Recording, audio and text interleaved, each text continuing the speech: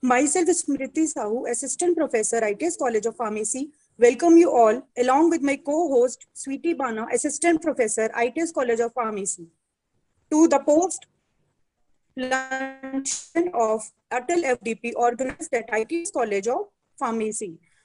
I welcome our next esteemed speaker, Dr. Surjit Devnath, who will be sharing his views along with a hands-on session.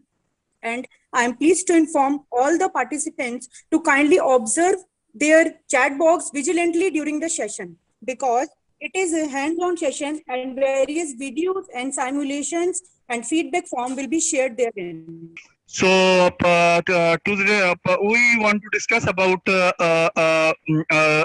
peptide-based drugs and the probability to engineer them in order to enhance their potency as well as to preserve their activity.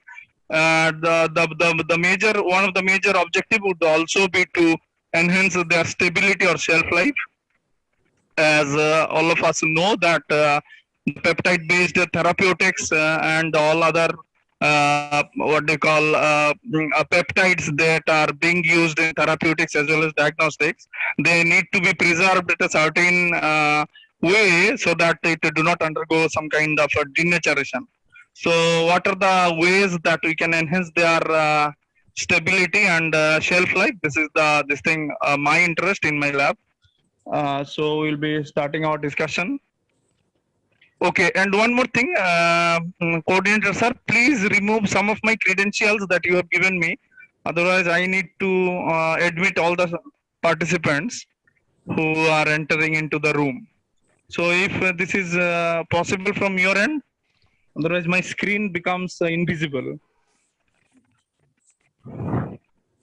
So these are the peptide-based things that we can use in pharmaceutical scenario and in the therapeutic field as well as diagnostic field. So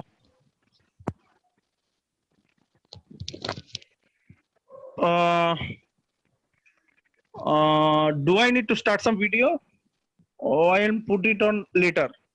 So what happens is there are three aspects of it. The peptide-based or peptide molecules, it could be for diagnostics, and one more could be therapeutics, and another could be for drug delivery vehicles.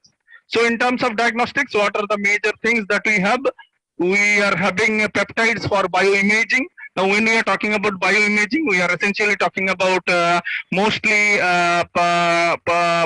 antibody-based fluorescent molecules which are being tagged in the Fc region and thereby having potential uses of bioimaging. Then there are some biosensors kind of applications where peptides, by and large, the redox reactions that can be taken care by the sensors, and these sensors are having some specific enzymes, for example, cytochrome oxidase, which will sense the redox environment and accordingly give some signal which will ultimately give rise to sensing of a particular reagent which is present in a sample like blood.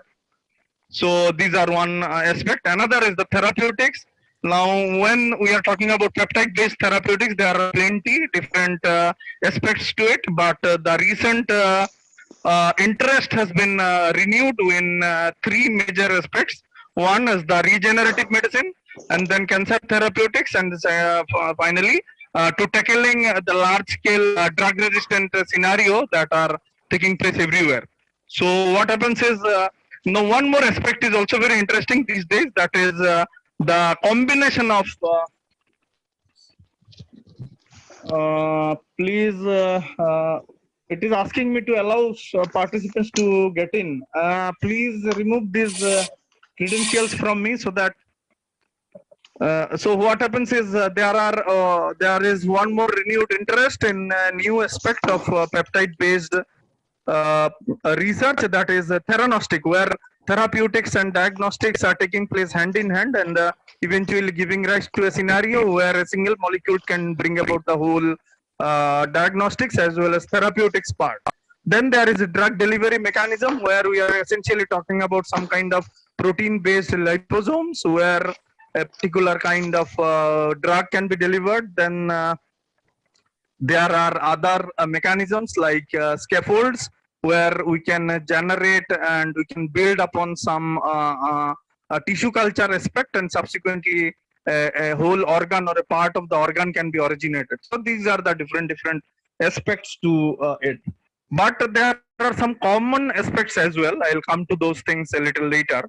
So when we are talking about peptide-based therapeutics, so we are having these engineered antibodies, which are high affinity antibodies, bispecific antibodies, immunotoxins, immunocytokines, and things like that. In this engineered antibody aspect, we are very interested in, and these are also very celebrated examples. For example, if we talk about rituximab, it's a monoclonal antibody which is usually, once upon a time, it was been given for autoimmune conditions like SLE, systemic lupus erythematosus. But today, this rituximab is also being used in severe cases of this kind of what we call rheumatic arthritis as well. And then in children, this has now been repurposed for treating this what do you call is nephrotic syndrome, or like glomerulonephritis even. So other than that, one more aspect of this is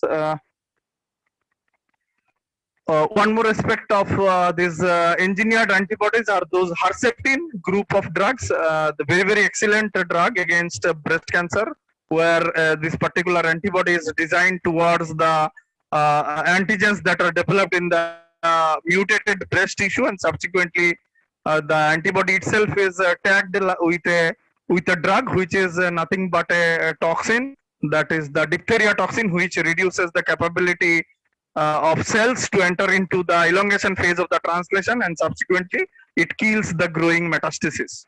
So these are very celebrated examples and very good therapeutic proteins that has been there. Some other therapeutic proteins that has been given excellent results are this glomerulus, this various kinds of colony stimulating factors, then interleukins, then EPO, very important and very common, erythropoietin, which is being given to the patients who are having the nephroectomy. That means they have removed their kidneys and they are under dialysis and not yet received any transplant. In these cases, what happens is EPO should be given in a proper interval and a regular basis, because erythropoietin is very essential for maturation of RBCs. The patients who are not having their kidneys will have a compromised situation where EPO should be generated from exterior. So all these therapeutic peptides is either it would be engineered or it would be isolated from some source. Usually these are genetically engineered proteins. Then there are cases of interferon gamma. Very one more very interesting this thing, where the PGI Chandigarh has given an excellent this thing of using what do you call as this interferon gamma for hepatitis, the hepatic DNA viruses, hepatitis B, C, and all other, where they have got excellent results, and now it has been repurposed for a conventional therapy for hepatitis, drug this virus-induced hepatitis. And CGI Chandigarh has given was one of the this pioneer in this interferon gamma therapy in India. So these are some common examples. There are some uncommon examples even, but these will be suffice this particular part. Then there are again therapeutic antibodies. For example, ADCC enhancing antibodies, which will do the needful so that the cancer immunotherapy, which is also very renewed these days, in order to reprogram the natural killer cells to destroy the metastasis itself, so that there is no need for some kind of chemotherapeutic agent, which is much more generalized and causes a lot of contra indications and all such things. So then there are some bispecific antibodies and several other things which need elaborate discussion sometime. So one more very common therapeutic peptide that we are interested in, where the therapeutic enzymes, which are very interesting in Indian scenario, because you would be definitely agreeing that overall the Indian population is suffering from some kind of dyspepsia and indigestion kind of problem. I do not know, it may be due to a improper diet and food habit kind of thing. But there are large population which is suffering from indigestion and related dyspepsia kind of thing. And there is a huge market for the pharmaceutical companies for making the therapeutic enzymes. Mostly it is alpha amylase and pepsin. These two enzymes has been used in Indian household to a significant extent, and the pharmaceutical companies generate a lot of revenue. So these two enzymes that we are talking about, the alpha amylase, that means the group of amylases, and in the group of pepsins, which are usually produced from solid state fermentation of various fungi, which are very much common in India. So it becomes a very good business that you make a solid state fermentation, purify your enzymes by some extraction methods, and then identify if there are any allergic antigens and impurities there by means of HPLC, and subsequently once again doing the solvent extraction or liquid extraction, and subsequently you purify them and you market them with a different brand name, and there is a huge market. So there are plenty of very good companies in Indian as well as some foreign generic medicine companies which produces a lot of therapeutic enzyme. But here the one more important enzyme, that is lipase. Now this lipase cannot be produced by solid state fermentation to a significant extent. So in this case what happens is genetic engineering is needed. So it is simple thing only.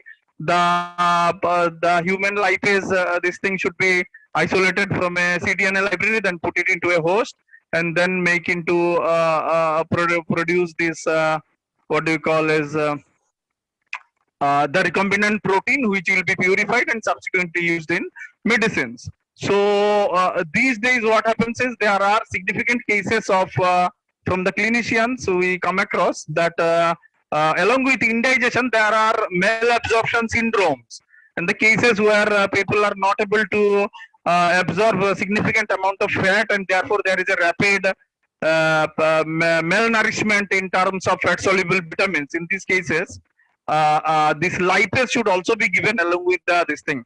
Now one more problem with the lipase is that it generally is not being given with that of a liquid preparation, but in a solid substrate.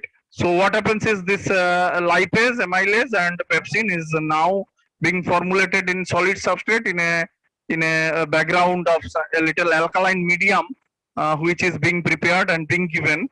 And there are very good pharmaceutical companies who are producing this combinations in a significant way and doing excellent business in India. So all these enzymes and catalytic proteins also need to be put into a condition where it could have a significant shelf life. Otherwise what will happen is you need to replace these bottles regularly, and there will be very small this expiry date, which is not very beneficial for the industry. So one more therapeutic aspect, therapeutic peptide aspect, is the generation of vaccines. And today most of us have come across the scenario where significant very good amount of dosage of vaccines are needed these days due to the pandemic. So this is a scenario during the 1990s, late 90s, where there was a need for approximately 10 years to generate a functional vaccine after putting the phase 1, phase 2, phase 3. But before this clinical phase, there were some preclinical aspects also which needed approximately 10 years to be built. And from this scenario, now we have moved on to a case where we can build vaccines within a year. So how these things has been possible? So this has been possible due to a large scale increase in the microbe technology, then a lot of very good algorithms that has been developed, and which have significantly reduced the cost of doing unnecessary experiments. So if we say it precisely, to reduce the number of false positives and false negatives, we can simulate significant extent this kind of things, where what we can do is we can streamline the process to a very good extent, and can able to generate a vaccine in a very limited period of time. So these vaccines are also good examples of therapeutic peptides. Now these are the considerations before a therapeutic peptide is marketed. It should have reduced antigenicity, because again I should tell you about the case of the Abbott lipase. So Abbott is a very famous multinational pharmaceutical company which did the innovations for lipase. So initially lipase was being given from pig pancreas, which purified and then injected into, or then given as a therapeutic thing for the patients. But what happens is there has been several cases that the lipase, which is of swine origin, produces a lot of what you call allergy in some patients. So there has been a rapid need that a genetically engineered lipase, which is common in usual epitopes that are there in human lipase, and therefore the antigenicity has been reduced to a significant extent. Then there is biocompatibility issues, and then biodegradability rate and all. In pharmaceutical terms, if we call about pharmacodynamics and pharmacokinetics, this kind of things are also relevant for peptide therapeutics as well. Then there is one more very important issue of cross signaling. So cross signaling is very important because let me give you a specific example. So there has been cases of bed sores in patients who lie in the bed for a prolonged period of time, mainly in geriatric patients who are receiving treatment in the hospital or in domestic setup as well. So due to prolonged pressure on some specific region in the skin, this geriatric patient develop ulcers on the skin, which we usually call bed sores. So these bed sores cannot be treated in a very easy way. And now if the patient is diabetic, it becomes much more complicated. So in these cases, what is the therapy? So the first and foremost therapy is a very common medication where most of you, if you go to a shop, you will get this. They call it Placentex. Now Placentex is being marketed by a very good company, and very good company because it has done very good innovations, but in a cheap way. So what they did is they isolated the animal, this thing, what you call as fetus, and then homogenized it into a mixture, and then put it into a hydrogel. So what happens is in the this thing placenta, what happens is there are several growth factors like fibroblast growth factor, then epidermal growth factor, and several other things. So they did not purify the whole growth factor scenario or the growth factor battery, if we say. So instead of that, what they did is they made into a homogenate of the whole placenta, and in order to preserve the potency of the growth factors, what they did is they put it into a hydrogel. And therefore, the growth factors had prolonged potency, and they were not instantly getting damaged. So this is a very good example of Placentex, which is available as a brand name itself. So in order to give it more easy, assemble way, I had to put these brand names across. However, this is a very good innovation, and there is nothing wrong in that. So one more thing is that the cross signaling that I were talking. So fibroblast growth factor is a growth factor which also initiates metastasis. Now it is very interesting. Now your Placentex also have some quantity of fibroblast growth factor because it is needed in order to repair the tissue that is being devastated due to the constant pressure point that has been built in the patient's skin. So what will happen if there is a significant cross talk or cross signaling? So you are putting Placentex in order to repair your bed sore, but on the other hand, the patient is getting some kind of skin cancer out of it. So which is not very what they call as anticipatory goal for the clinician who's treating the patient. So this kind of scenario also should be taken care of before handling these therapeutic peptides, that there should be some cross signaling, and instead of getting a proper output, you would have end up with getting some kind of unwanted what they call is drawback. So this also should be taken care of. Now these are some cases where there has been very good what we call is innovation from the pharmaceutical and general industries, where they have done a significant improvement in producing therapeutics, or shall I say peptides, which are very good at their potency. So these are the number of patents that has been generated, and if you can see that there will be significant patents that has been generated from Western Europe. So there are very good companies in the Western Europe, that is the Scandinavian region, the Novo Nordisk, and then some Eli Lilly and company. So these are the forefront in peptide research, where they are designing peptides with anticipatory goals, and they are doing excellent work. As you can see here, and I had a very good opportunity to come in contact with this particular region through a Government of India grant, and I have seen this kind of innovation that are doing approximately 6-7 years ago, and now they have done it in a very significant way. Other than that, Japanese scientists as well as American industries are also not very far behind. But as you can see here, Western Europe has done a significant work in this protein engineering aspect, in order to what do you call is engineer the potency of a overall peptide. So these are very common aspects of peptide action. So as you can see here, without an enzyme, it is very difficult to break the iron rod. But in the presence of the, as you can see, the extent of energy that is needed is very high. But in the presence of the enzyme, as you can see, there has been a rapid shift. Delta G dash is significantly lower than delta G, where without the enzyme a lot of energy is needed. Now why? Because the enzymes are having a particular characteristic structural motif, which will make into a intermediate substrate, which will help you to break the iron bar with the investment of very limited energy. So this is how the therapeutic enzymes are working, and this is a very simple demonstration, because many of us are teachers, most of us I guess, and we need to have some this thing, and this figure draw my attention, and I thought to put it in this presentation. Very simple, but very good. So now what are the possible methods that you can stabilize these peptides? Consider that you have isolated a peptide which is potent, which is having very low antigenicity.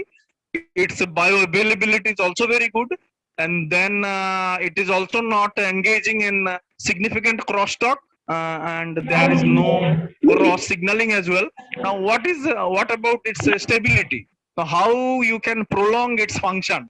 For example, there is an enzyme which is, or there is an antibody, for example, which needed to be present in the serum for at least 16 hours. But when you are administering it through intermuscle or intradermal injections, you are seeing that during your HPLC, you are not getting any peak.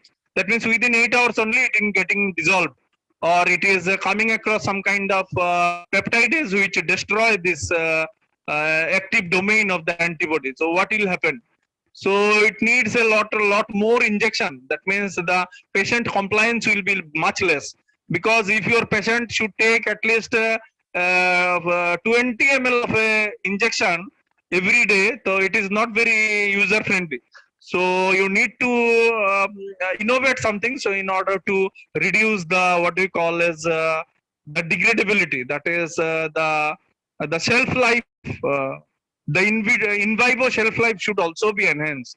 So what are the possible ways? One is to change the delivery mechanism, how you are doing it. For example, this Placentex medicine that I have said, which is an ointment. Placentex is an ointment which you have to locally use on the what we call is bed sore. The patient will have a bed sore, and you have to use Placentex by a specific applicator only on the surface where this what we call as the bed sore is there, and then you have to put a dressing so that it remains intact, and then you have to leave it for 8 hours minimum. After 8 hours, 8 hours only, once again you should go to the, you should do for one more dressing. Okay, so if it is not so what will happen?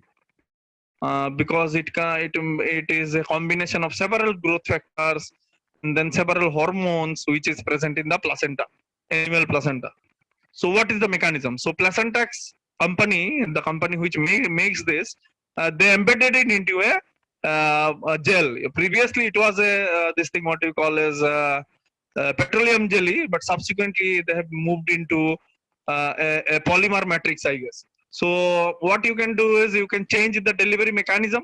Then immobilization is also very important and very common thing that pharmaceutical industry will use. And then peptide assembly.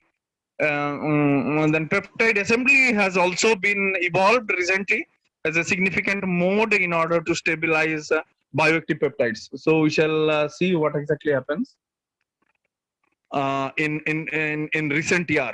So this is the liposome mediated delivery where by changing the delivery mechanism, you are enhancing the stability of the peptide. Now, as you can see, the active ingredient which are green color are embedded into a matrix of lipids.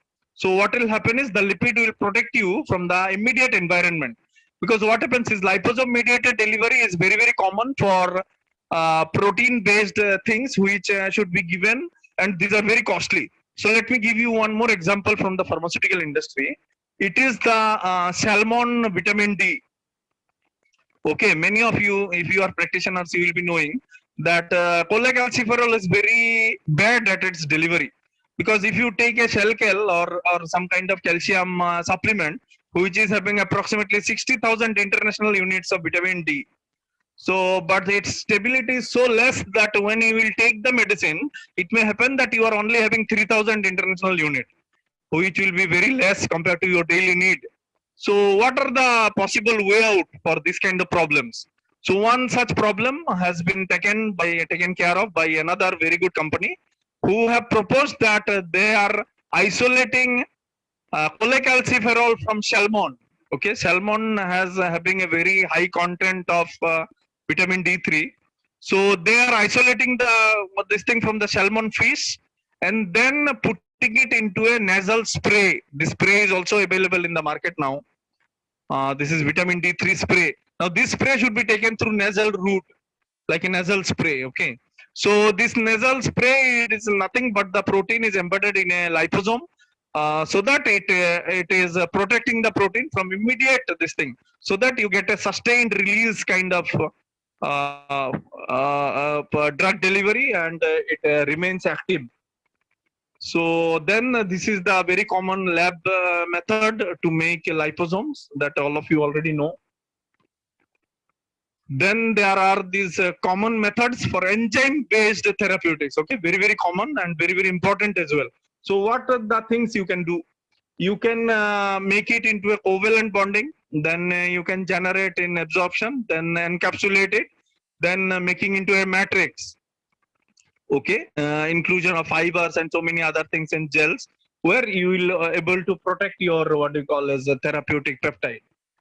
So again, this what you can do is you can block the active site of the peptide by some blocking agent, and you should be aware of that it does not inhibit the overall function of the enzyme. It only blocks the active site, and therefore you can prevent the what you call as you can prevent the enzyme or the protein to get activated all by itself.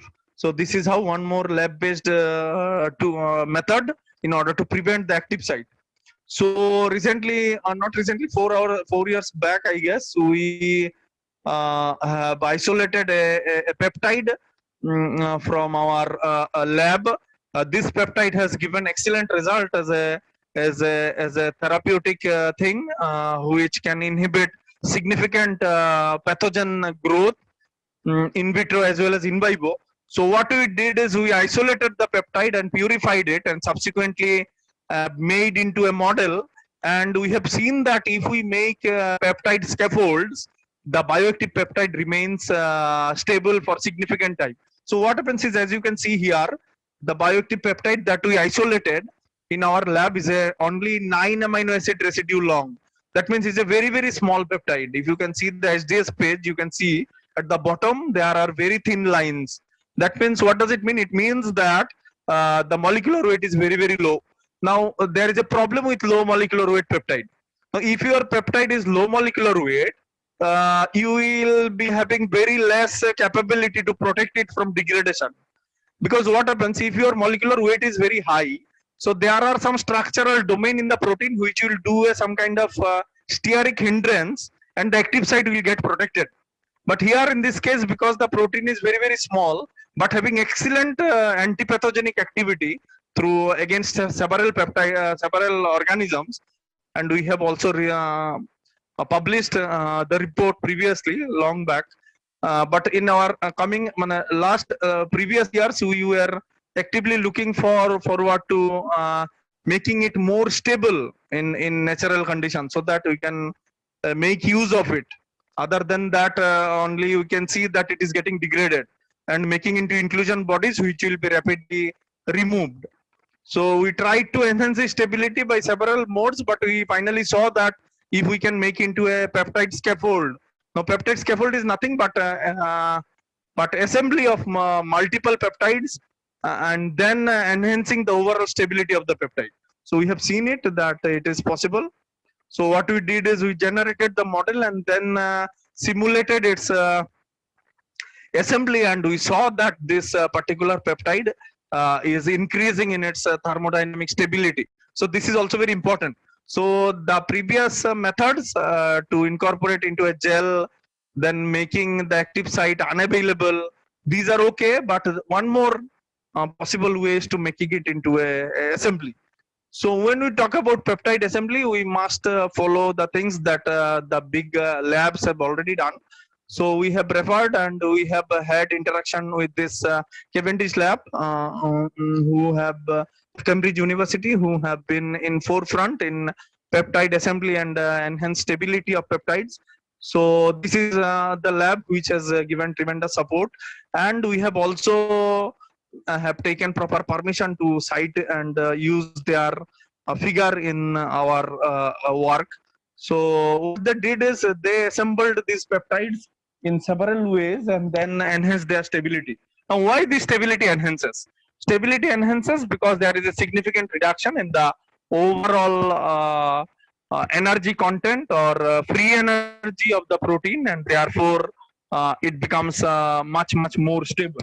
So we need to discuss a lot of things if we want to understand the whole process. Now, this is the simplest possible representation to demonstrate that how reduction of entropy or degree of disorder will somehow enhance the stability of the protein, which need elaborate discussion. Here also we have tried to explain this.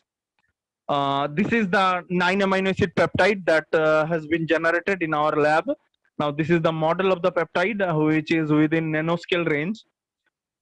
And this is the dipeptide assembly, where we have assembled one peptide and along with the peptide one more peptide. This is the dipeptide assembly, and this is the tripeptide assembly. So we have seen that in terms of energy scale, as you can see here, the single peptide is having an overall energy of minus 166 kilojoules per mole. But if you can enhance the stability, now this is the dipeptide, which is the energy is much less, and in the tripeptide it is significantly enhanced. As you can see here, it has been significantly enhanced. Okay, just 1 second. Okay, so it has been significantly enhanced its overall stability. Now, when we assemble 3 bioactive peptides, which themselves have very low molecular weight, now when we are assembling them into a scaffold, their overall stability is increasing. So what does it mean? It means that usually the single peptides were getting damaged within 8 hours, but in the assembly or in the scaffold, it will enhance 8 more hours and it will remain stable for 16 hours. So this is how we have done the scenario, and we have simulated the whole process. The overall domain mobility has also significantly reduced, which is also an indication that what you call as your peptide is getting more and more stable as you are making it into a scaffold. So this needs a lot more elaborative discussion, and we'll come back to those this thing as well. So this is one more very interesting aspect, that if you are having a therapeutic peptide, okay, now what is the anticipatory goal? You want to make a toffee, okay, out of your enzyme, okay, but that is nothing but the anticipatory goal. So you are having your substrates. Now as you can see here, the substrate is having blue red color format, but this is not our anticipatory product. The anticipatory product is at the bottom. If you can see, the completely blue candy and the completely red candy. So this is our goal, to reach the completely blue candy and completely red candy. And our starting material is which is similar to it, but not exactly that. So what is our starting material? We are having a starting material where our candy is blue red, as you can see. So when you are making it into a process in order to convert your reactants into a product, sometime you may end up with something very nasty. So you are ending up with a product which is, as you can see here, completely broken down. It is not a candy anymore. But your anticipatory goal is to make into a candy. So what are your aspects? How you can modify the behavior of your protein? So this is how you can modify the behavior. You can change the kinetics, and then you can even change the activity. Then you can change the stability of the peptide as well as structural and shelf life enhancement. So all these can be done by means of a thing called peptide engineering. So our lab is also interested in this particular aspect of it. So these are very good examples where peptide engineering has given tremendous results. So I cannot elaborate much. As you can see here, a single mutation in the gene has resulted into a 52-fold increase in the behavior of the peptide. So these are a very important aspect of it. And these are also how you can change the substrate specificity of an enzyme by protein engineering. So it's a very good example. As you can see here, initially the pyruvate pyruvate carboxylase is an enzyme which can accommodate only a proton in order to make into acetaldehyde. Okay, so this is the wild type PDC. Now after we make it into a mutation, that means the wild type PDC, all the enzymes are nothing but protein. So in that protein you can do some kind of mutations so that the protein structure is getting changed. Okay, so this is the whole goal of protein engineering, to change the structure of the protein, therefore in order to change the overall ability of the peptide. So you have somehow made some arrangements by making into a gel, or by blocking the active site, or by making into a scaffold. Fine, but are there any other avenue that we can change the behavior of a peptide therapeutic, a peptide drug, peptide based drug, for example insulin? So what are the methods? The method is to make it into a mutant protein. So here is a very good example where PDC has been mutated, and as you can see here, the mutation is E473Q. Now what does it mean? It means that a glycine residue, aspartic acid residue has been converted into a proline residue, and therefore there has been a change in the structure of the protein. Okay, and therefore as you can see here, initially the wild type peptide can only accommodate a proton, thereby making acetaldehyde. But now the modified peptide can accommodate a benzaldehyde itself. As you can see here, instead of a proton, a whole lot of benzaldehyde, and therefore a large molecule is its output now. Okay, previously only acetaldehyde, and now phenyl acetyl carbinol is the final product that can be modified. Understood? So this is how we can modify the ability of an enzyme. Here also one more very good example. Previously the wild type enzyme was such that it can only accommodate phosphorylated products. That means the fructose 6 phosphate. But later on, after the protein engineering, now it can accommodate dephosphorylated product as well. As you can see in the top, in the bottom, the enzyme has been modified, and due to the modification in the enzyme, now it can accommodate, instead of D-fructose 6 phosphate, it can directly accommodate D-fructose itself. Okay. So this is the beauty of protein engineering, and thereby you can significantly improve the peptide drug that we have already given you some example. That peptide antibodies, then common things like pepsin, amylase, lipase, and then so many other things. So this is one more very, very good example. If you can see here, previously the wild type protein can only accommodate 3 malonyl CoA. But later on, after the mutation, the mutant one, as you can see here, wild type means unmutated, and the mutant is the bottom one, is it can accommodate malonyl CoA. So a smaller, that means initially the first example we saw how to accommodate a bigger substrate to make into a different product. Now we are seeing how to accommodate a smaller product, a smaller reactant. Are you getting? So this is possible, and peptide engineering can do wonders. So here you see the active site geometry, how it has changed. So previously it was accommodating the 3 long chain carbon, and now it is reshaped after the mutation. Now it can use the 2 malonyl CoA even. Okay, previously it was accommodating 3 malonyl CoA. Now it can accommodate 2 malonyl CoA also. So this is how we can do the protein engineering and do the the ability of the enzyme to change its behavior. Okay. So this thing I should definitely mention that this protein engineering was not a new thing, and it has not been discovered somewhere else. You will be amazed to know, many of you as a respected teachers will definitely have the idea, but I do not leave a chance if I am given an opportunity to discuss that protein engineering was first the base was laid down by Indian scientist Professor G.N. Ramachandran in Madras University in the crystallography lab.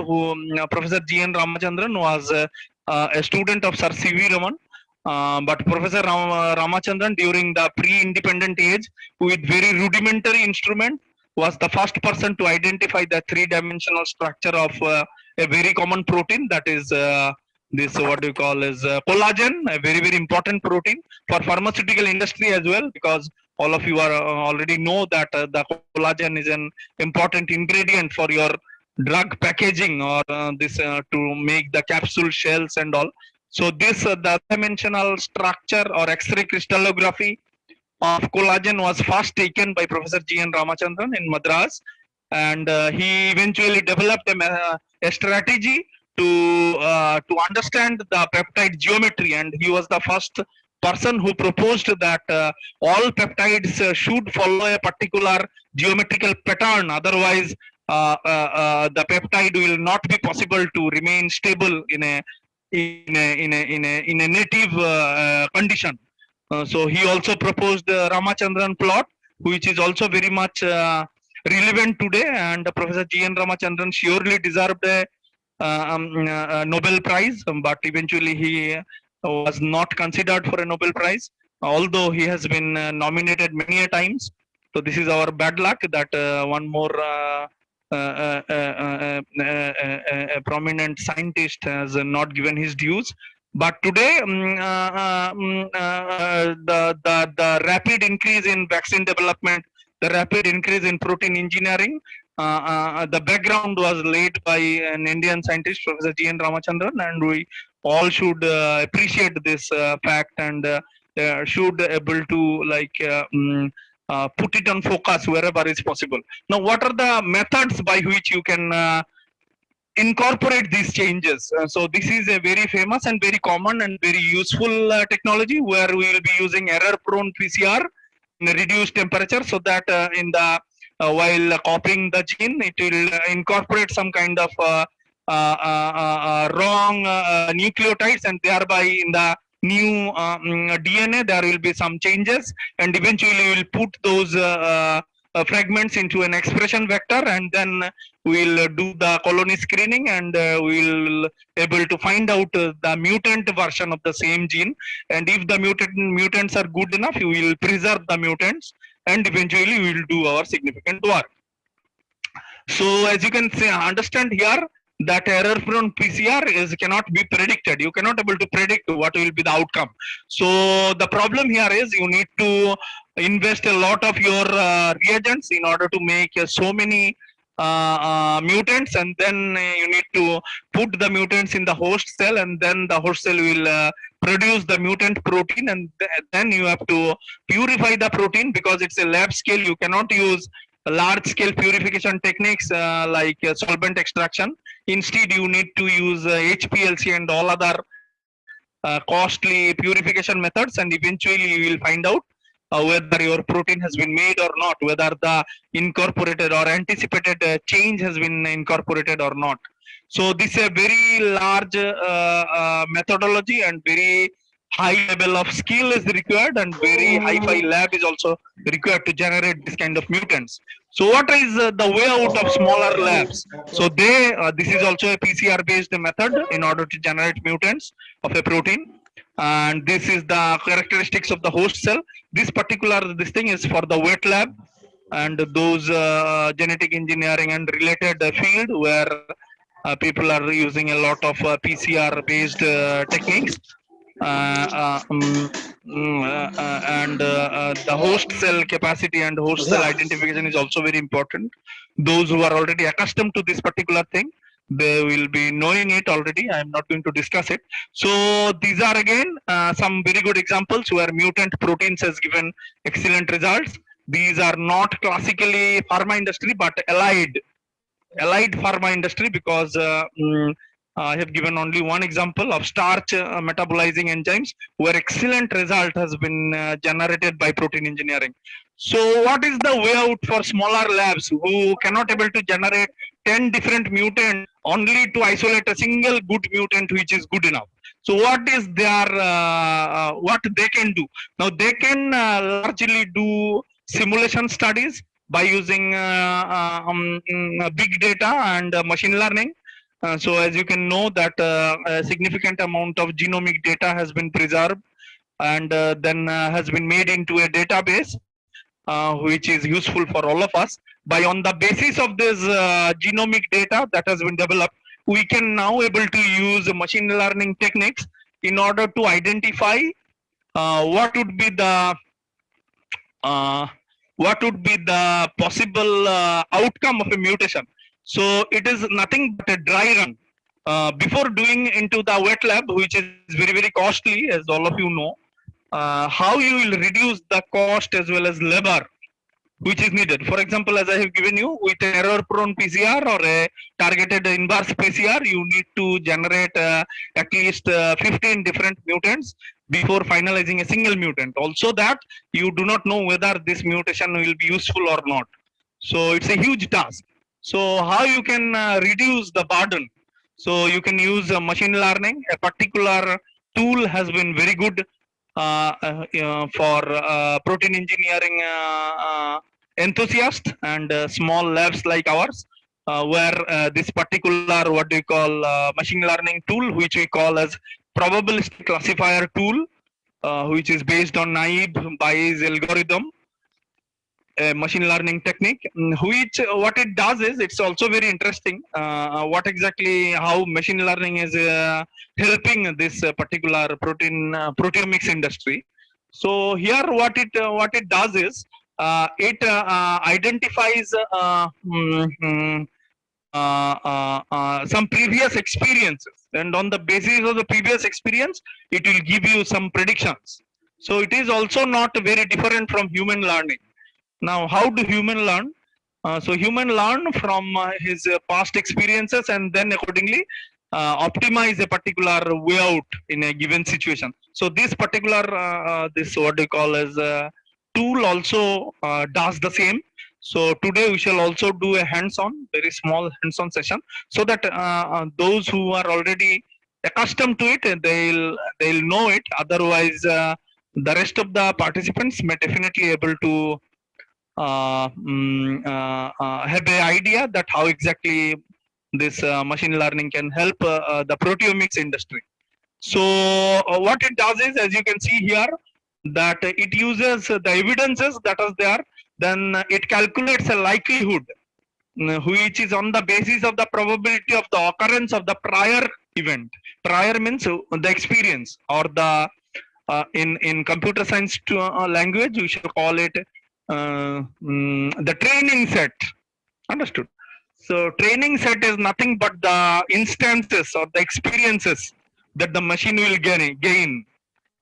So what you will give is, what is your task? Your task is to give so much of experience to the machine, and then on the basis of the experience it will give you a prediction. So this is very simple in this thought. So this is the overall methodology, that how this pattern recognition is taking place. Now pattern recognition, as all of you will also understand, it is nothing but to finding out a known pattern. For example, like enzyme substrate kinetics, as all of you know, where a specific kind of three-dimensional compatibility is being searched. When this three-dimensional compatibility is reached, your machine is ready to go ahead. So this is also similar to this. Now it has plenty of different applications. It is also having application in COVID vaccine research, whereas we have seen that by using machine learning we have significantly increased the rate. So here it has also impact on to identify the structural and functional entities of the protein by using machine learning itself, and eventually by using this simulation tool we have generated a patent also, because which is a bit different from the existing thing, and we are in talk with some small scale industries of Indian origin who have shown some interest to monetize our patent. So this is one of the report that we did by using our tool, and which has been showcased by World Health Organization for COVID research as well. But I should also say that machine learning do have also some drawbacks. So what are the drawbacks of machine learning?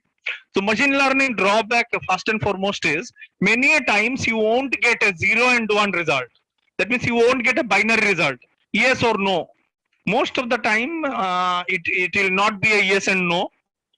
It will be rather a fuzzy logic kind of thing, where you have to take your own decision. It will be given in terms of some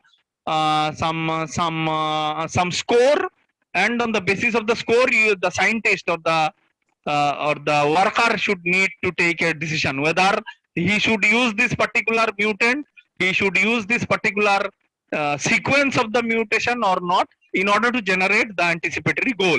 For example, somebody is working on with insulin, and he want to make an insulin which can also be given to the child. Okay, there are cases where there are inborn errors of genes, where the patient is having, although it is he is or she is of young age, is having suffering from insulin dependent diabetes mellitus, and he need to get insulin. So that insulin may be different in dosage as well. So there need to be some dosage adjustment, which is difficult sometimes. So as you know that if a child takes the usual dosage, he may undergo hypoglycemia, and he can go into a coma or a shock due to rapid decrease in the blood glucose level. So there are various aspects of it, and our participants as well as all other rest of the people are very well aware of this kind of situation. So what the problem here is, you won't get a 0 and 1 result by using machine learning. Many a times you will get a score, and on the basis of the score you have to take a decision.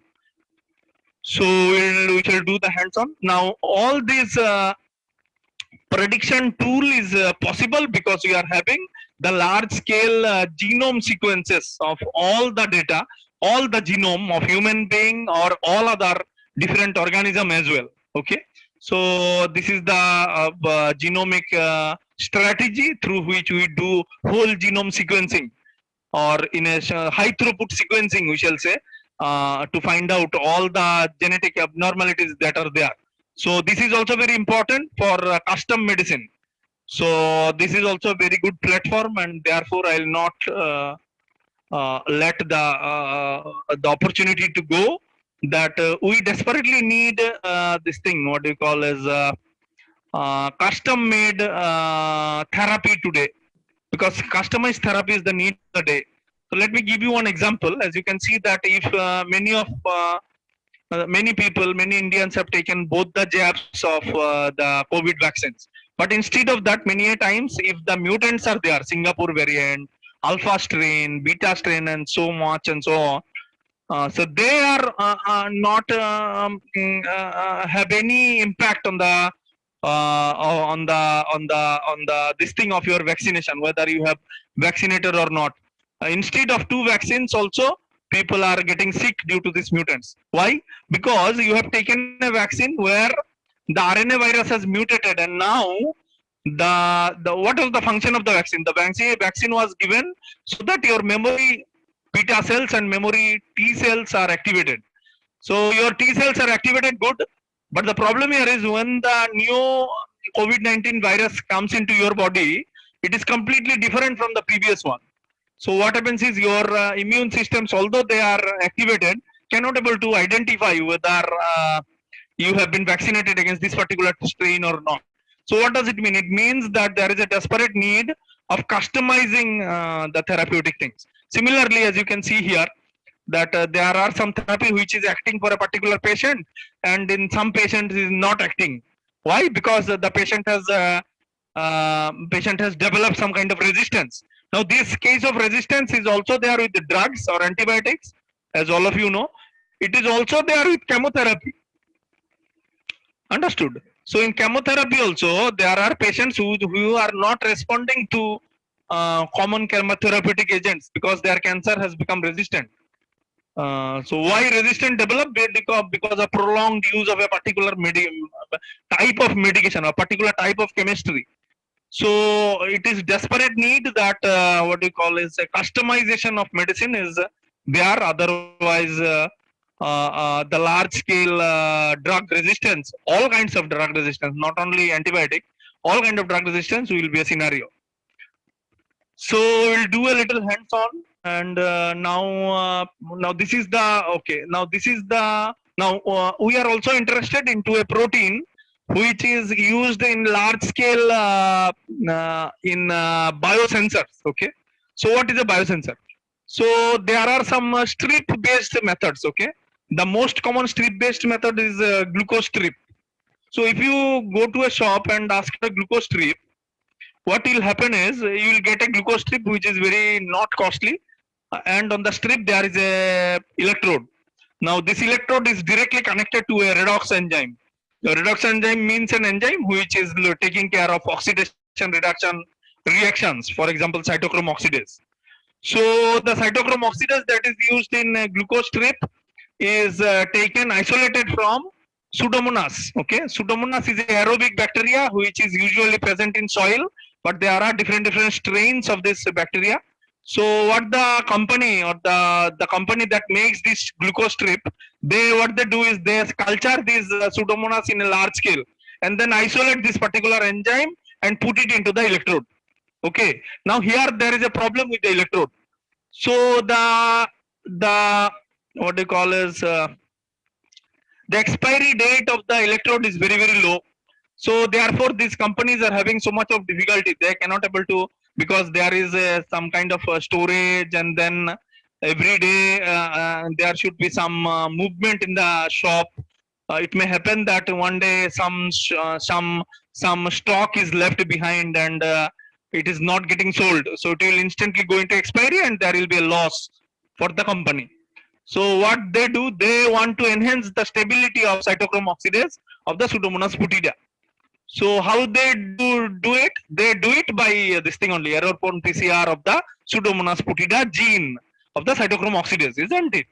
So if our lab want to generate some stable varieties of Pseudomonas putida cytochrome oxidase, what is our this thing? What is our option? So we need to do hundreds and tens of experiments then before finalizing a particular mutant which is stable enough. So we need to have approximately 25 lakhs of funding in order to do this particular experiment only. Are you getting? So if you want to generate a thermostable Pseudomonas putida, you need to write a proposal to DBT, DST or CSI or AICT for approximately 25 lakhs minimum. It may also happen that within 25 lakhs you cannot be able to do it. So what is the way out? Way out is our, what do you call, is method that we have standardized and also did a patent for it. A part of it I shall demonstrate to you. So what happens is this is the whole genome sequence of Pseudomonas putida, and this is the, what do you call, as okay, I have not given, just hold on.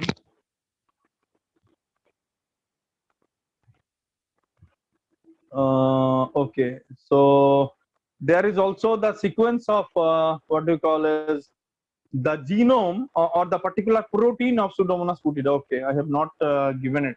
Anyway, so we will do the hands-on, but we will see the structure of the protein also, the primary structure, that is the linear sequence of the amino acids, and then we will do incorporate a mutation in the protein, and then subsequently we will try to understand that what is the effect of that by using machine learning and a tool, particular tool. So what we will do is we will eventually find out a particular mutation which will stabilize this particular protein, Pseudomonas putida cytochrome oxidase, which has plenty of use in where? In biosensors, which are used as strips. Okay. So these use of machine learning applications are not limited to only this. It has also use in some other thing also. During 2013-14, we received a small grant from an international thing to predict the outcome of a genetic disease which is called Barth syndrome. So at that point of time, we had very limited resource, and it took us a lot of time to use this to find out the cause of this particular mutation, which later on we have successfully identified and then published it. And our paper is also been showcased by this Barth Syndrome Foundation USA. And we have used a significant amount of prediction tools for our research. And however, those experience of our limited ability had also led us to do our own innovation, and subsequently we were able to generate the patent, and we are in talk. This is the overall setup of the whole system, and we have eventually were able to collaborate with some of the MSME, small scale industry for time for this time being. And we are anticipating really big to monetize the whole scenario or the whole innovation of our lab. And so I'll go to the hands-on session now. So may I request our coordinator, sir, to please show us the first video in mute conditions so that we can have a little discussion over it. Because what happens is these post-lunch sessions are very, very challenging because Sir, we have played the first video.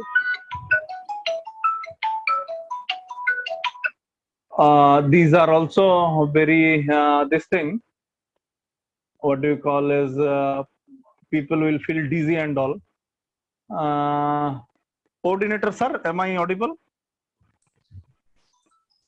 Yes, you are audible. You are audible. Okay. Yes. Yes. So this is how, in general, okay. You can mute this video, but the video should go on. Now this is the thing how insulin is being produced in human body. So now this is the gene of insulin. This is nothing but the DNA. Now this is there, which will eventually made into an RNA and subsequently a protein, which will finally give rise to what you call as the insulin gene, insulin protein. So this is the gene of the insulin, and then we'll put it into a what we call expression vector. Okay, so this is the very common thing of genetic engineering and restriction engineering, we shall call it. So these are the restriction enzymes which will cut the specific sites of the insulin gene. Okay, and yeah, and it will put it into the vector, expression vector. Yeah, this is the overall insulin gene, so small as you can see compared to the whole genome. Now we are putting it into a expression vector. Okay, now expression vector ends are sealed. Now we put it into a host. Okay, yeah, this is the E. coli is the common host. Now inside the host, the gene is getting produced, getting copied, and there is a huge copy number. So many copies are there, and each and every E. coli will start producing insulin for you. Understood? So later on, what you will do is you will purify the insulin and put it into back into the what patient. Okay. Now this is the beta cell, pancreatic cell, which cannot able to produce the insulin. So we can directly also put the whole gene into the beta cell so that your pancreas can start producing insulin. So this is one aspect of it. Okay. Okay, sir. Close it. Understood. So this is one strategy. But what is this thing for enhancing the ability of insulin or customizing the behavior of insulin so that it can be given to the adolescents or the kids? Okay. So we can do protein engineering. So this was just a audio visual thing to understand that how genetic engineering generally works. So this is not protein engineering, this is simple genetic engineering through which the lipase is being produced, and then through which the insulin which is present.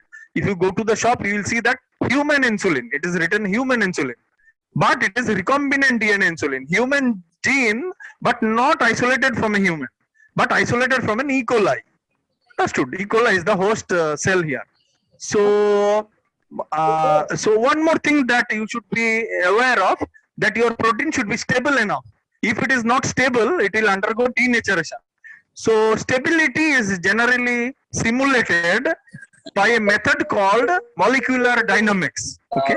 So molecular dynamics is what? Molecular dynamics is nothing but a method by which you can understand that on the event of a stress, how your protein will behave. Okay. So we will now share two videos. Coordinator sir will show you the videos, two videos hand in hand. Coordinator sir, if it is possible to show the last two videos in the single screen. So it can be possible if you use two different what you call as two different video player if you have downloaded the video. Otherwise, if you are using the YouTube itself, then you can open two windows with two different links, so that both the links will play hand in hand together. So what will happen? Our participants will able to understand the what do you call as the scenario. I do not know why I am not receiving your audio signals. आप लोग बोल क्या रहे हैं हमको ये सुनाई नहीं दे रहा है. I hope that whatever I am saying you can able to understand. Sir, you are totally audible. Yes, sir, you are audible. Okay, great. I am totally audible. Great. Okay, so what happens is this is the video of a peptide where it is having very low stability. As you can see here, the peptide is broken down significantly because it is cannot withstand the stress. Getting my point? What I am trying to say. So molecular dynamics simulation is a method through which you can simulate the real life events. आपने एक inject करके दिया है एक protein insulin, लेकिन ये stable नहीं है. तो क्यों स्टेबल नहीं है? Because of some abnormal geometry of the protein, तो you have to rectify it. तो ये है before mutation. Okay, please see, before mutation you cannot able to see the protein properly because it is getting destroyed. So it was a picosecond scale video that we have enhanced. Now this is the second video. I wanted sir to play the video all together in a single screen, both the video. Sir, is this possible, sir? To play both the video together so that they can understand in a... Sir, we are trying, but it's not possible. Okay. So this is the second one. Can you able to see? Can you able to see that alpha helix? The helix you can see. So why the same protein has become more stable? Because we did some kind of engineering there. Since we did some engineering here, so what has happened is we are able to stabilize the protein, and you can see the domains. Previously, a domain दिख नहीं रहा था. Only the strands were being seen. Now आपका क्या है? आप यहाँ पे जो है अल्फा हेलिक्स वगैरह मतलब उसका स्ट्रक्चरल जो पैटर्न है वो भी आप देख सकते हो. Because we did something with the protein so that it becomes more and more stable. Okay. So fine. Thank you, Professor, for sharing this videos in a proper way. So now going to the hands-on part, may I please request to share the link? I did not, but these videos link may not have been shared, no problem. But these links must be shared, sir. So please take the first link and share with the participants. And participants can directly click on those who are with a laptop. It will be very, very easy for them. Sir, okay, sir. Now you please share the first link. Madam, I am not able to hear you properly. I do not know why. पहला वाला जो link है, it starts with NCBI, https://NCBI. It will start. So you can switch off this screen and you can share your screen after clicking on the link. Yes, first link for simulation. Yes, you please share the link with the participants, and may I request participants, if they want, they can also enter into the database. And madam, you also click on the link and share your screen so that I can direct you how exactly we should proceed for the hands-on. Yes. Yes, sir, sure. Sir, all the links have been shared with the participants also in the chat box. Madam, if you share it all by itself and all together, it may be difficult for them to coordinate. Sir, madam, please share the first link. Sir, we have sent first link for simulation and all 3 videos link. Video link, madam, removed, madam. These are not needed. They may not be interested in the video. They may have some better video as well. But this link must be shared, madam. Yes. Sure, sir. The first link, right, madam? Yes, madam. Great, madam. Thanks a lot, madam. Yes. So as you can see here, this is the Pseudomonas syringae whole genome sequence. Okay. So this is the whole genome sequence, which is very, very big. And this has been done by a shotgun method. Now, shotgun method is a high throughput sequencing technique through which you can generate what you call a significant amount of DNA sequence. So this is the first simulation link. From this link also, we can enter into the specific gene, that is Konzavala cytochrome oxidase. But if it will take a lot of time, so I did a shortcut for you. So madam, please share the second link, and you too also click on the second link, madam. Yes.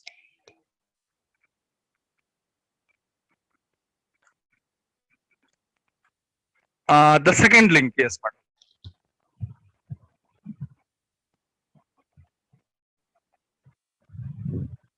Yes, right. Please click on, madam. Yes, sir, sure.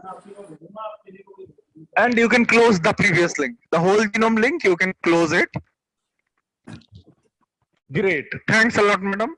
So all of you can see, thank you, sir. From the genome itself, we could have come here, but it would have taken a lot more simulations to do. So directly we came here. So this is the cytochrome oxidase Pseudomonas species cytochrome oxidase sequence. Okay. Now this particular data type is called GenPept format. Okay. Now in GenPept format, so much of not needed for further simulation. So many information is there. A lot of noise is there in terms of computer science language. So we'll reduce the noise by converting this same sequence data into a different file format. So madam, may I please request you to click on FASTA. If you can see here blue line, FASTA. FASTA. Participants can also do. They can also click on the FASTA, FASTA of this particular window. Can you able to see, madam? Identical proteins, then FASTA, FASTA. Yes, madam, please click. Participants, if you want, you can also do it. If you already are aware of it, this is also a good exercise. You can also do it with your students. Okay, now if you see, it will be trimmed. Good. Now it is a trimmed sequence. Okay, बहुत सारा information था पहले, and we have reduced the noise now. Now it's a simple sequence. If you zoom into the sequence, madam, sir, you can also see that it starts with a greater than sign. Now this is a typical FASTA format which starts with a greater than sign. Then there is a unique ID. Then there is a gene name. Then there is the species name from where the species we have isolated this particular protein. Now it starts with some codes, MIRG. These all single letter codes for amino acids. M stands for methionine. I stands for isoleucine. R stands for asparagine, G stands for glycine, L stands for leucine, G again stands for glycine, then T for tyrosine, B for valine, and like this. 20 different amino acids, 20 different codes. Now this is the primary sequence of your, do not click on anything, madam. Now, madam, I'll do not close this particular window and please go to the third link, which says HTTPS Harvard University. Yes. Please click on the third link. Yes, genetics Harvard. Yes, right. And participants can also open the two windows simultaneously. The cytochrome oxidase protein sequence and this Harvard University link. Madam, please also share your screen so that the Harvard University tool is visible. Yes, sir. Sure. Great. Thanks a lot, madam. Now, this is the Harvard University Grid Computation Network. Now, this I would also like to say that Grid Computation Network is a high-end supercomputer technique. It's a very good software that you can download. But if you want to download and run this software, you need to have at least 1 TB of hard disk and say a subsequent memory, which is not possible. So we are using a remote server. This is a concept of remote server using a technique where you can access supercomputer capability by directly through internet. So madam, we will do the simulation now. We are interested to find out what is the effect of a mutation. Okay, mutation on what? Mutation on the cytochrome oxidase gene protein sequence. So we are having the protein sequence now. Madam, I will request you to go to the protein sequence data. Go to the protein sequence data, madam, and select it from the greater than sign to the last digit. And participants can also do the same. Yes, madam, go to this thing, the previous link in which we had the full sequence of cytochrome oxidase that we want to modify the behavior. Yes, madam, this one, please. Yes, now click from the greater than sign, select the whole sequence, madam. Yes, right. Yes, madam, सही है, यहीं से कीजिए. हाँ, पूरा. Yes, हाँ, copy कीजिए, madam. हाँ, चले जाइए, वापस चले जाइए, सेकंड वाला हार्वर्ड यूनिवर्सिटी टूल. हाँ, चले जाइए, मैडम. हाँ, बहुत बढ़िया. Now, madam, paste it on the second window. Yes, this one, the large window. Participants can also do the same. Now what we have done, we are giving the Harvard University tool an instruction that we are using the protein sequence of cytochrome oxidase from Pseudomonas foetida. Now we want to do the mutation. So what we exactly want to do is, we want to change the 8th amino acid. Okay, the protein is made up of so many these things, and we want to change the 8th amino acids. Madam, if you can close your video at that particular site, वो वहाँ पे हाँ. So what they have written there? Not all queries were terminated. Users. Okay, okay, no problem. So what we'll do is we'll go to the position window. Madam, please go to the position window. Position window देखिए madam नीचे है. Please come to the position window. All the participants, please come to the position window and write digit 8. Madam देखिए नीचे है position window, वहां पे चले जाइए. पोजीशन विंडो मैडम, हाँ पोजीशन विंडो में देखिए पोजीशन, उसके बाद विंडो है मैडम. नहीं नहीं ऊपर ऊपर ऊपर ऊपर मैडम, पोजीशन पोजीशन ऊपर ऊपर ऊपर, क्लिक मत कीजिएगा. ऊपर नहीं नहीं नहीं नहीं मैडम, जस्ट नियर. हाँ yes yes yes madam, please right 8 digit 8 digit में क्लिक कर दीजिए, मतलब हाँ. Okay. So Saran madam, what you are trying to do is, please listen. So this is the whole sequence. No, do not click on madam anything. So we are trying to change the 8th amino acid from the protein sequence. Okay. So please see, the 8th amino acid is valine. Can you able to see? MIR. M है number 1, I number 2, R number 3. इस तरह जाइए, जाते रहिए तो देखेंगे V is the 8th amino acid. Okay. तो हम क्या करेंगे, V को कन्वर्ट कर देंगे किसी और अमीनो एसिड में और देखेंगे उसका रिजल्ट क्या आता है. ठीक है. सो 8th amino acid we have taken. You can take any amino acid. Why I have taken 8? Because I know what will happen the result, and I want to share the result with you. So what happens? The 8th amino acid is valine. So AA1 go to valine. V is last. Last में देखिए madam, ये वाला line पे last में V है. हाँ हाँ last में V है, देखिए. हाँ ये V पे क्लिक कीजिए मैडम. हाँ ये वाला V पे सही है मैडम. क्लिक कीजिए, क्लिक कीजिए मैडम, क्लिक कर दीजिए. हाँ हाँ thank you. So we have selected V, the 8th amino acid. V valine is a non-polar amino acid. ठीक है. Valine is a non-polar amino acid, and we will replace the non-polar amino acid to a strongly polar amino acid, which is aspargine. Aspargine is R. So madam AA2 में जाइए, AA2 में जाइए, जाके R को click कीजिए. Go to R. Yes go to R. R शुरू में okay okay. I'll also request the coordinator to switch off the background noise. It makes a lot of disturbance. So what happens is, the 8th amino acid valine has been replaced by a strongly polar amino acid aspargine. Okay. So we'll see what is the result. Madam, please submit query. Submit query में click कीजिए madam. Okay, sir. Okay. Now we have entered into the grid computer network. As you can see here, grid gateway interface of what do you call is Harvard University. Okay. So madam, अभी ये हमारा calculation चल रहा है, ठीक है? And they have given us a specific ID. They have given the session ID.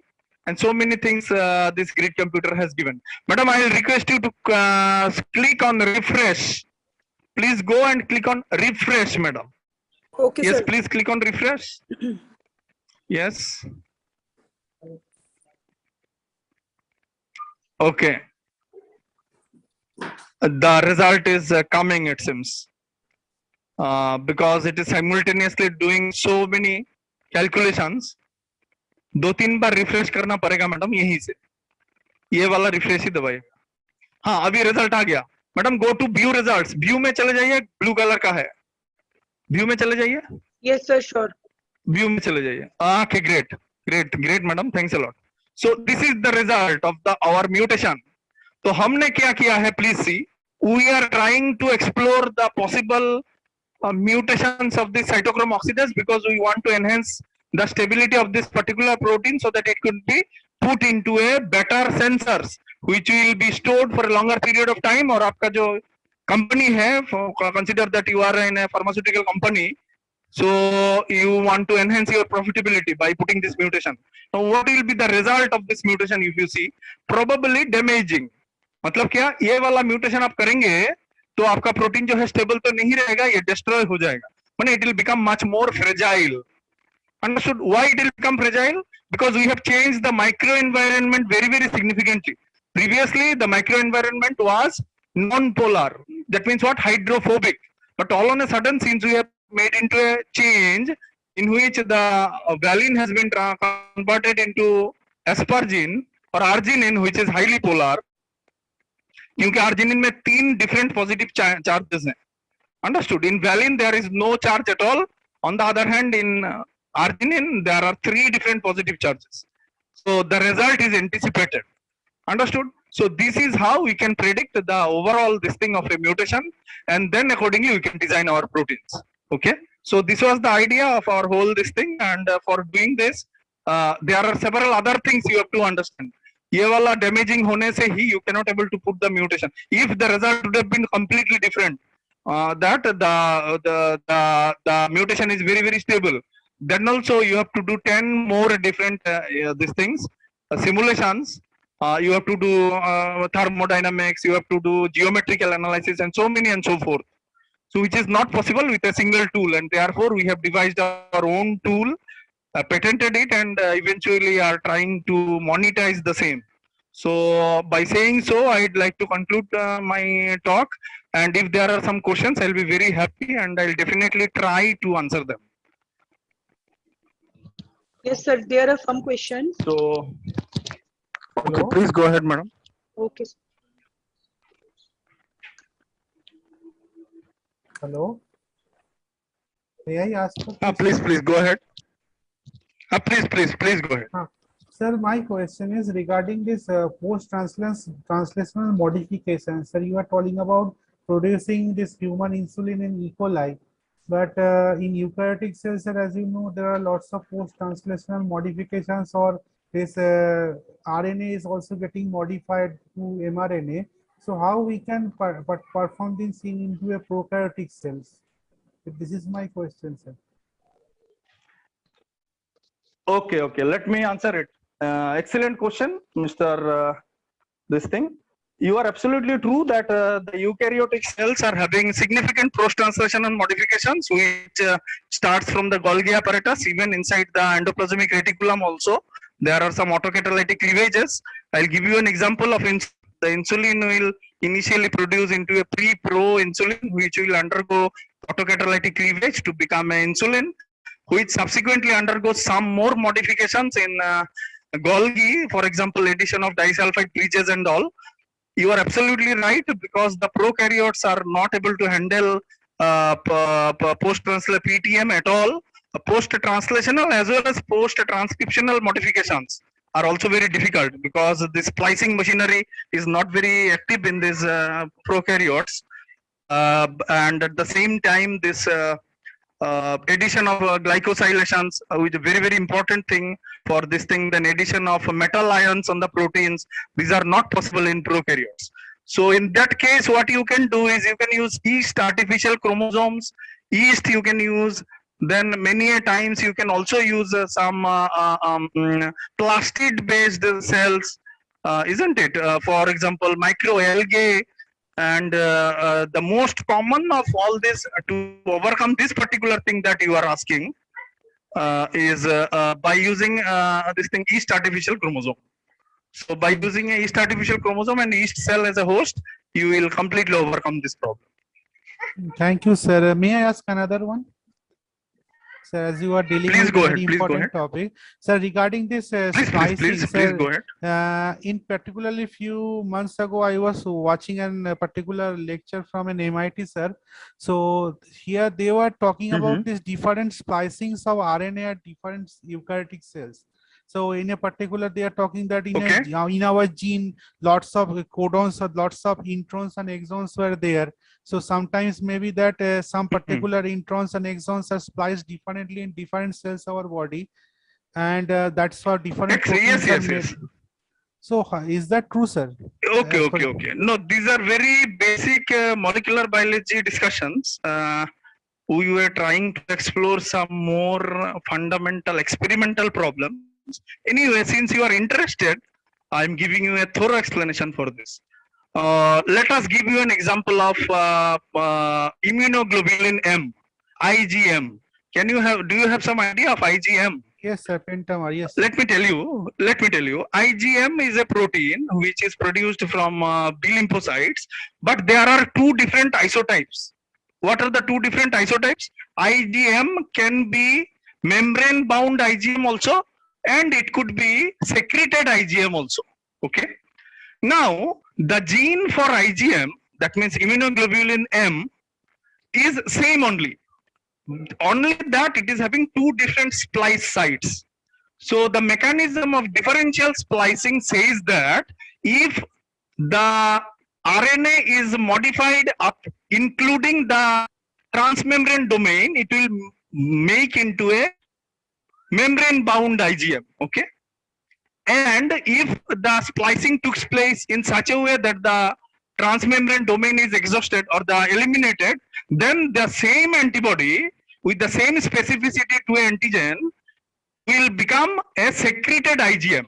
So if you Google it, you will get plenty of literature, and this is a classical example of what you call as differential splicing and its application. Graduate students, even postgraduate students, have plenty of idea about this molecular basis. But our lab is more interested on the aspects of complete redefining the structure and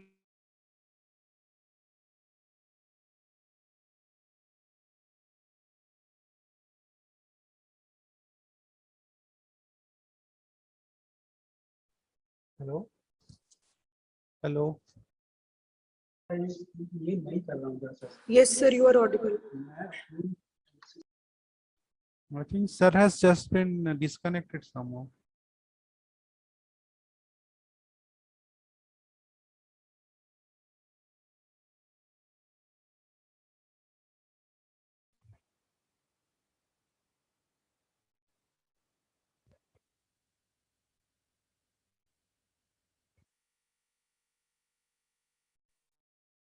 am I audible? Yes, sir, you are audible. Great. So I hope that your query has been resolved. Yes, sir. Thank you, sir. Thank you, sir. So can we take our next question?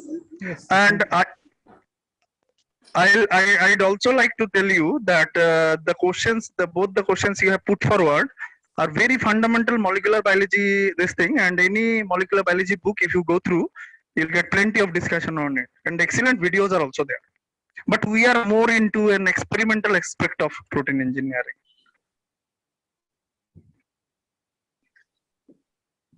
Sir, Yes, sir. Any more questions, please? Yes, sir. Yes, sir. Our next question is from Mr. Sumir Ashik, who wants to ask what are the stability issues in case of delivery to specific sites, sir, and what is the possible approach to stop the degradation?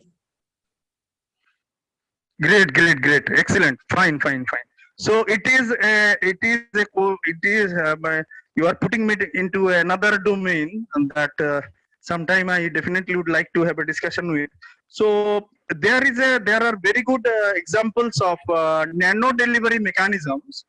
You will be getting excellent what you call literature in the internet itself. Very good literature also that nano delivery mechanisms and nano drug delivery has come to a point today in such a way that we can target a specific a specific cell itself. Okay, now through this receptor mediated endocytosis mechanism, then clathrin coated peat. If you are really interested in targeted drug delivery, you will be definitely able to remember these things, which is the fundamental of targeted drug delivery mechanism. So clathrin coated peats and this what you call is receptor mediated endocytosis.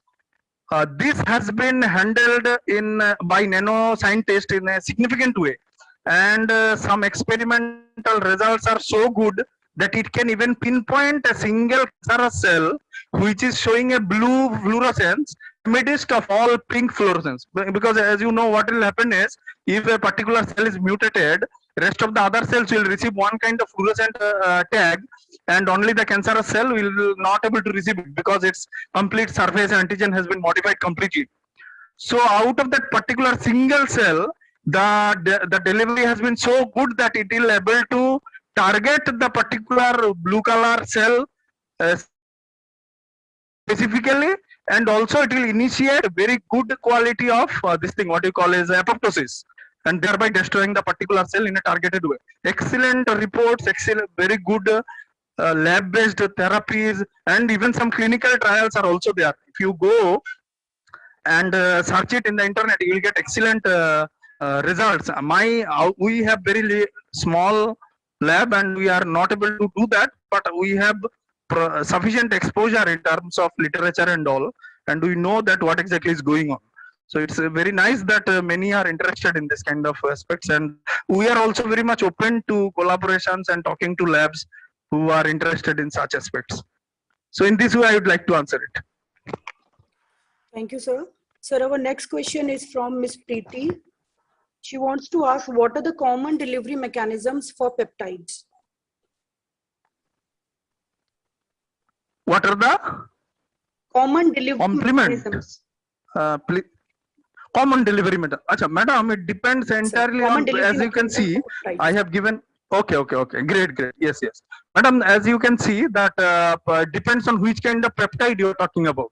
आप जैसे दुकान में जाइएगा तो किसी भी enzyme का solution अगर आपको मिलेगा तो it will be simple oral only, जैसे कि एमाइलेज लाइपेज का कॉम्बिनेशन, नहीं एमाइलेज पेप्सिन का कॉम्बिनेशन हो गया. You go to any shop and you say that to the shop owner that I am having some indigestion problem, please give me some medicine. So they will give you a pineapple flavored thing or some mango flavored syrup, which you will they will tell you that twice daily you have to take 2 tablespoons after the meal. Okay, so this is also a peptide only, which is delivered orally through oral route. Then there are cases like for example कोई patient है जिसका सोचिए कि ये है आपका क्या है कि क्या बोलते हैं cystic fibrosis. Now cystic fibrosis is a case where the patient is suffering from severe what do you call is pancreatic insufficiency. In that case they will be also taking the lipase, so that is also oral only. Now it depends on which kind of peptide you are talking about. जैसे कि हमने बोला आपको cholecalciferol or some other proteins which is delivered through nasal route through liposome mediated delivery. Then there are intramuscular and intradermal usage of insulin, which is usually intradermal, not intramuscular. So these are all there, madam. So it depends on which kind of peptide. And one more very important, जैसे हमने आज आपको बोला था पहले, the case of Placentex, which is given. You go to any shop, you ask for Placentex, 300 rupees they will charge you, and they'll give you this thing. Excellent medicine, very good innovation, and that is also a therapy, and that is also a therapeutic peptide, which is useful for all kinds of wound healing. You can put it on all kinds of wound heal. Dramatic results it will be. आप लगाएंगे और 2 दिन में पूरा आपका जो घाव है वो भर जाएगा. So like this it is. It depends on which kind of therapy you are looking forward. So this is how I'd like to answer it, madam. Okay, thank you, sir. And there are no more questions in the chat box. Any other participants want to ask any question?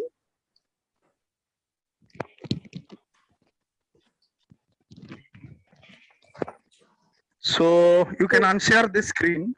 Yes, sure. So I'm thankful to the organizers for giving me the opportunity to discuss, and we are really looking forward to interested labs who are looking for collaborations like us. So this is how I would like to conclude the session. Okay, thank you, sir. Thank you so much for your valuable suggestions, experiences, and expertise on hands-on session. So, sir, may I, will you allow me to read your profile now? Yes, please go ahead. Okay, thank you, sir. Dr. Devnath currently is the head Department of Medical Laboratory Technology, Women's Polytechnic, Tripura, with more than 13 years of experience in biomedical research and high-level teaching. Dr. Devnath participated in various academic work in institutions of Germany, Denmark, Hong Kong, besides in premier Indian labs such as AIIMS, Cytogenetics, IIT Kharagpur Biotechnology, IIT Guwahati Biomedical Engineering, MBPGR Plant Genomics. Dr. Devnath is the recipient of Young Scientist Award from different agencies like DBT, DST, and CSIR. He is also a recipient of Tata Trust grant for CME course in Royal College of Pathologists, London. Reviewer of several Scopus and SCI Index journals published by Elsevier, Springer, Biomed Central. Along with regular academic activities, he is also engaged with several biotechnology companies in northern and western India as a consultant. He has conducted various workshops and talks, acted as session chair in international conferences, sponsored by national and international academic agencies. He delivered numerous invited talks in national and international academic gatherings also. Currently, he is guiding a group of international students for their internship in Turkey and West African countries. Dr. Devnath filed 2 patents in 2021 in biotechnology. Thank you, sir. Thank you so much for your experiences.